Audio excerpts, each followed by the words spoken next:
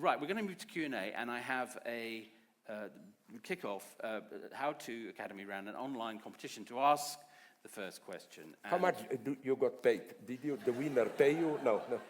Not enough. And the question is, what are your thoughts on the current situation in Israel and Gaza? Okay. I said and wrote enough about it, and it got me in trouble with all sides, you know. Because, in Frankfurt. In Frankfurt. First, why I do, in contrast to many leftists, you can then attack me if you want. Why I do unconditionally condemn, is this a question or? No, sorry, it's why just a strange semiotics. Why I do unconditionally condemn Hamas is that, this may be a surprising detail for you, but I don't know directly people who were massacred there in the south in that kibbutz rave party, but I know people who knew them. You know that this was the most open part of the Israelis. They were in constant contact with Gaza, helping them. So the message, to put it like this, of the Hamas attack was not simply kill Israelis, but was a war whose aim was to eternalize war, to kill the very thought, the very possibility of long-term peace. And especially another moment here. Do you remember what went on in Israel a couple of months ago? This tremendous social movement. Yes, for a secular Israeli state against religious fundamentalists and so on. Now, not quite. There are already signs of resistance, but that is over. So this brought the wrath of some Zionists on me, because I never said they are all the same. What I simply said is this. Hamas is a horrible thing. And their guy, Haniyeh, said something horrible at the beginning of this war, the first, second day. He said, my message to Jews is, all that land is ours, 3 points off. Go out, no place for you. But then, you have statements from this ongoing Israeli government, which in a slightly more polite way is saying a similar thing. It's not the same. It says Israel is exclusively the state of the Jews. We have all that land is ours, and so on and so on. What I am afraid is that on both sides, this logic will prevail. So I am not, and my true horror here, and I'm afraid that Jews will pay the price, is, for example, I always mention this, just Google him.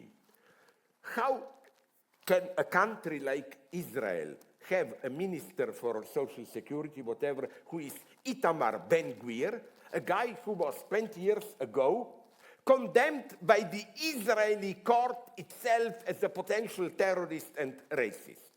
This guy is now running security. So I'm not crazy, any parallel and so on. I said destroy Hamas, I never said destroy Israel. You said destroy Hamas often, actually. Yeah, but nonetheless, you know what shocked me a little bit? The more I say this, the more I'm accused of, I don't know how, from some deep hermeneuticians, that my true message is nonetheless that I'm pro-Hamas, Yes. I'm not crazy, my God. I mean, we try to organize also, apart from Benjamin, a conference in Jenin with my Jewish friends and that big Jewish Palestinian actor and cultural Giuliano Mercanis. Conference on movies.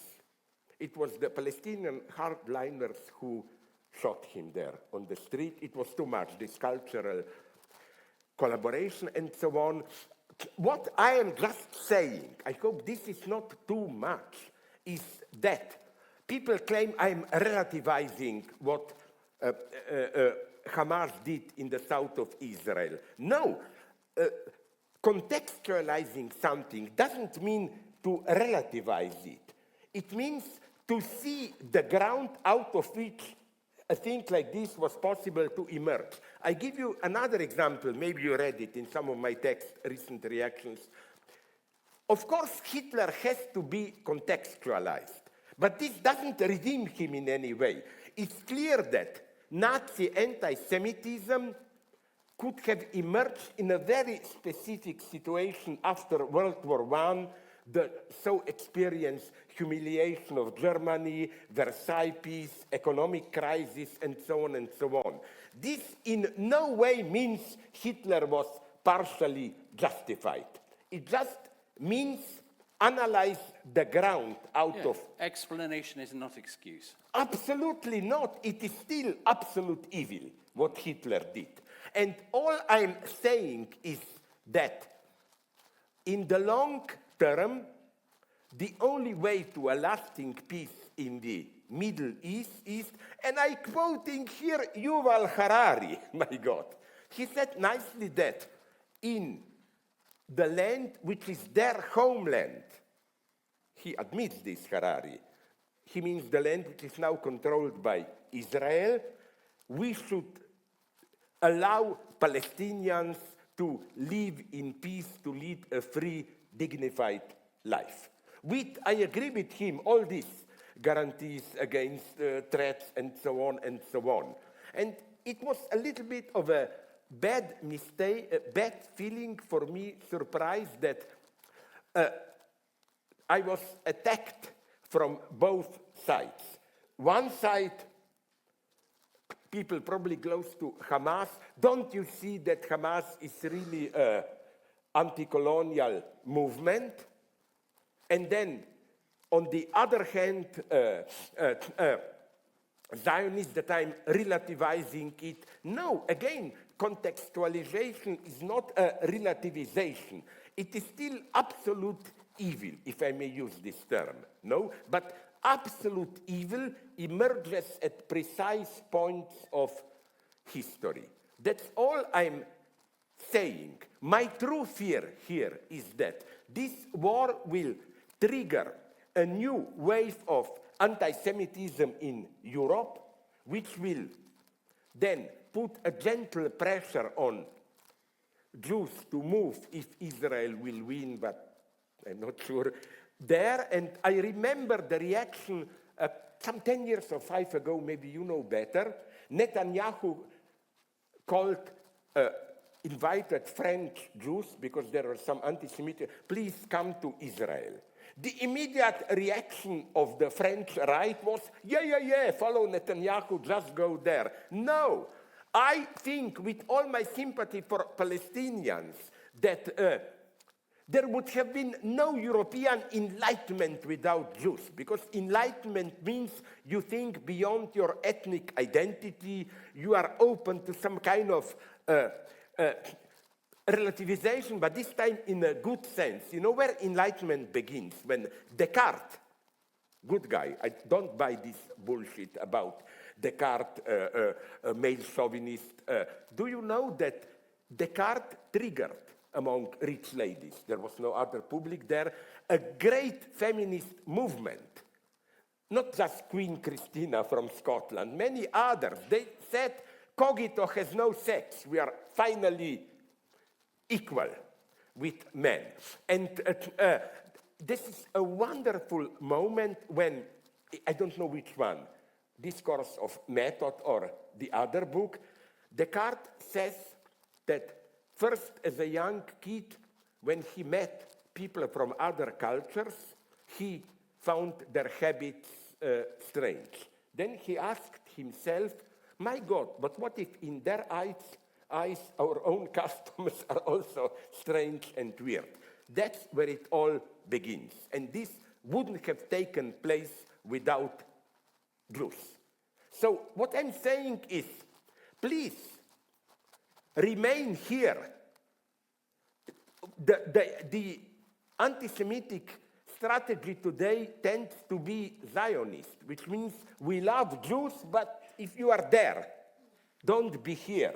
No, Jews are the ones who kind of, you know, it's like salt, pepper, or what, who bring diversity, a dissonant voice without which there is no progress. I mean, this is where things made me a pessimist. Maybe there is a hope that out of this carnage, there are already voices in Israel, and also I'm a great friend of Palestinians. Don't underestimate them. Did you read a small note in the newspapers that when Mahmoud Abbas, the chief of PLO, said about a month and a half ago some very stupid thing, which was, yeah, Jews, they deserved Holocaust because they were dealing too much with finances, profiting. Well, F you, I would say. Yes, they were. Why? Because they were prohibited to own land. Own land, exactly. Yeah, and so, but immediately, over 100 Palestinian intellectuals, philosophers, Palestinian, from the West Bank and Israel to United States, immediately published a letter condemning Abbas, claiming, sorry, this is not our struggle, we are not anti-Semites, and so on.